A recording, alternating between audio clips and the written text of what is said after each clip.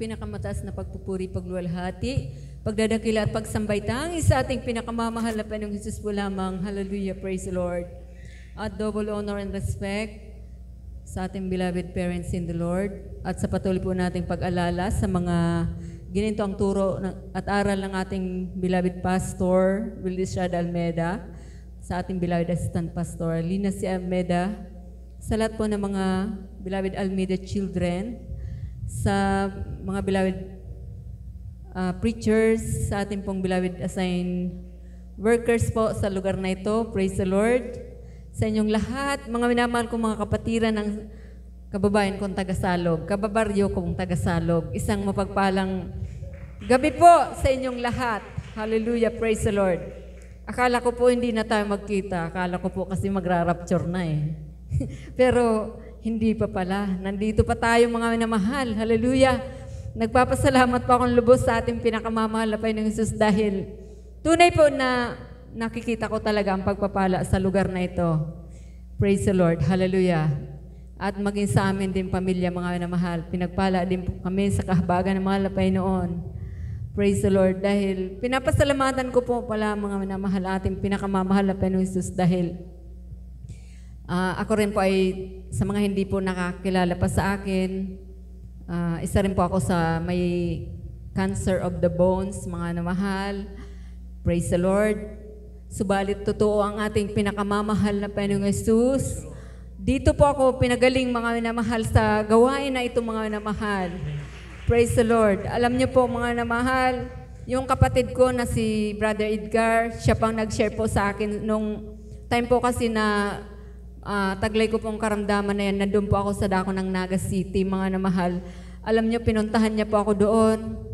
Alam nyo, sabi niya, alam mo, Sel, alam mo, yung karamdaman mo na yan, pag-ibig sa'yo ng Diyos yan. Sabi niya, tanggapin mo siya bilang tagapagligtas mo. 100% sabi niya, gagaling ka. At pinagsisharean niya po ako na marami daw po talagang pinapagaling po dito. Iba't ibang karamdaman, may cancer.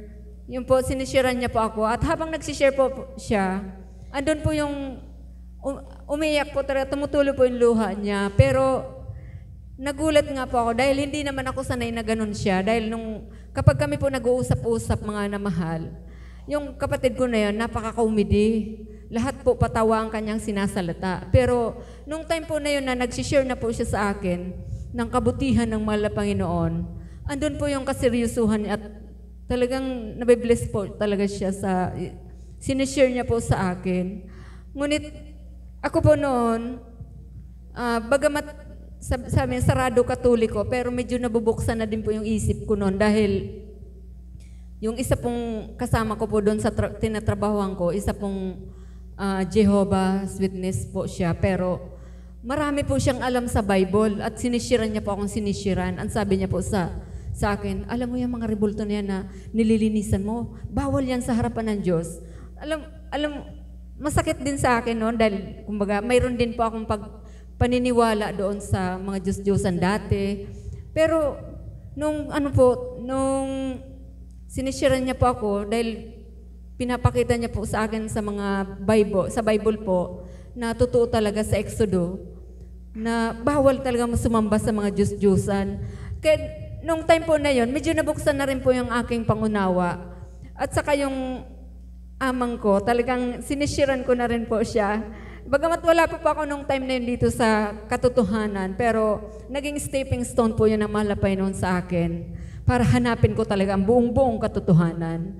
Ngunit totoo mga namahal, praise the Lord, pag uwi ko dito sa Tigaon, ay dito sa Salog, yung pinsan natin si Manay Niste, talagang di ako inuntukan.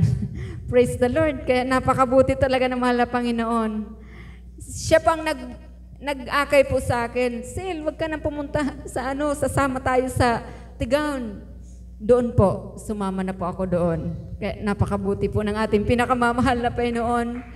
Hallelujah. Pagpasok ko po doon sa simbahan, mga minamahal, talagang ramdam ko po talagang kagalakan. Lalong-lalo na po nung time na nagpapaawit po sa solemn, sa joyful. Ramdam na ramdam ko po talaga ang presensya ng mahal na Panginoon. Halos tumutulo talaga ang luha ko. Pero sabi nga sa akin ng Manay Eb, si Manay Eb kasi close kami noon. Alam mo, Sil, napakapalad mo dahil alam ng malapay ang puso mo, damang-dama mo ang kanyang presensya. Sabi ko, totoo nga, talagang naramdaman ko, totoo nga, sabi ko. Tapos sabi niya, magpabautismo ka, sabi niya. Sabi ko, loob, kung ano po, sabi ko. Nung tinanggap ko ang bautismo sa tubig sa pangalan ni Jesus, talagang ramdam na ramdam ko po ito yung kagaanan sa aking pangangatawan. Dati-dati parang napakabigat noon, mga minamahal. Pero naramdaman ko talagang grabe yung pagpapala ng mahal na Panginoon. Doon po, nagsimula po ang aking pananampalataya sa mahal na Panginoon. At hanggang sa sinunod ko po yan, nabautisman po ako 1992, December 11. Doon po sa dako ng Tigaon, sa tubugan lang yun ng Kalabaw. Tanda ko yun, mga namahal. Pero pinagpala po ako ng malapay hanggang sa mga oras po na ito. Na inyong nakikita po na yung karamdaman ko, napuputulan po sana ako ng paa. Nandito po ako sa inyong harapan. Since 1992 up to now, 2025 na ngayon, hindi po ako naputulan ng paa. Dahil sa kapangyarihan ng ating pinakamamahal na Panginoong Jesus, nandito po ako sa inyong harapan. Kaya totoong-totoo po ang ating pinakamamahal na Panginoon na siya ang nagpapagaling po sa ating mga karamdaman kapag tayo pa ay sumampalataya at maniwala. Totoong-totoo po yan, mga namahal. Kumbaga, proven ko na po yun, mga namahal. Kaya napakabuti po ng ating pinakamamahal na Panginoong Jesus. Nagpapasalamat po akong labis sa Kanya. Hallelujah, maging sa lahat ng mga nung nakaraang week, mga namahal. Yung beloved husband ko po, nasain po siya ng libmanan, Wednesday, mga namahal. Pag Thursday, mga namahal, overnight prayer po noon, mga namahal, Friday po pala, overnight prayer po sa dako ng Tabako.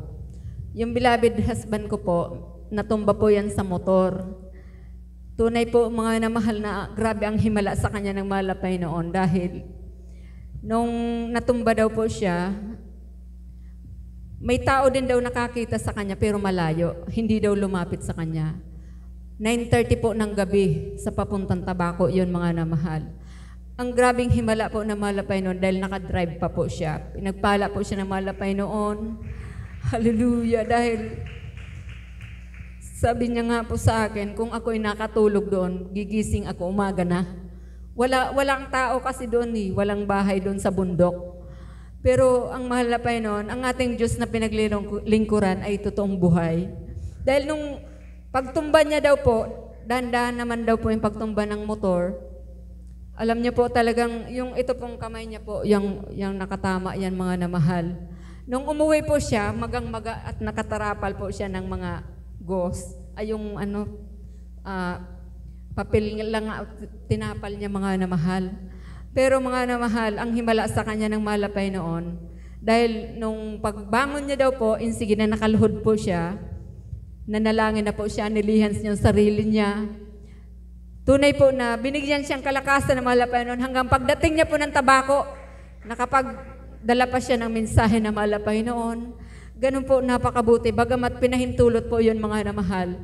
Labis ko po yung pinapasalamatan sa mahal na Panginoon dahil nung time po na yon, matagal na po pala siya nagpaplano mag-ayuno. Wala po siyang oras dahil kapag magandang kamay, puro trabaho. Pero salamat sa dakilang Diyos, siya ang gumawa ng paraan para makapag-ayuno. Nung nag-ayuno po siya, mga namal sa dako ng Iriga, yung magang-maga niya po dito pag alis niya at yung mga sugat niya po, magaling na po, napakikinis na po at flat na po siya, mga namal. Sabi ko, ganun talaga napakabutim ng ating pinakamamahal na Panginoong Jesus. Kaya ang lahat ng bagay po talagang nangyayari po sa atin, dapat lang po nating pasalamatan sa ating mahal na Panginoon dahil yun po ang kalooban ng mahal na Panginoon dahil mayroon po siyang layunin po. Praise the Lord. Kaya nagpapasalamat po ako sa ating pinakamamahal na Panginoon Jesus dahil bagamat hindi man po siya tinda, mga namahal, Kumbaga sa yung hanap buhay po putol, wala na. Pero yung pagkain namin hindi po naputol. Patuloy pa rin po pinuprovide na mahal na Panginoon. Kaya maraming salamat po sa ating pinakamamahal na Panginoong Hesus. Hallelujah sa lahat-lahat ng mga pagpapala po niya sa amin. Hallelujah. Dahil alam niyo po mga namahal, na surprise talaga. Nung time po na yon, bigla lang pong may dumating na kontrata mga namahal na hindi namin inaasahan. Kaya nung na yon, magaling-galing na naman po yung kamay niya, nakagawa naman po siya. Kaya napakabuti po na mahal na Panginoong Hesus. Kaya salamat po sa ating pinakamamahal na Panginoong Hesus. Kaya hanggang dito na lamang mga minamahal. Hallelujah! Ang lahat po ng kapurihan. Pasasalamat ay tanging sa ating pinakamamahal na Panginoong Hesus po lamang. Amen.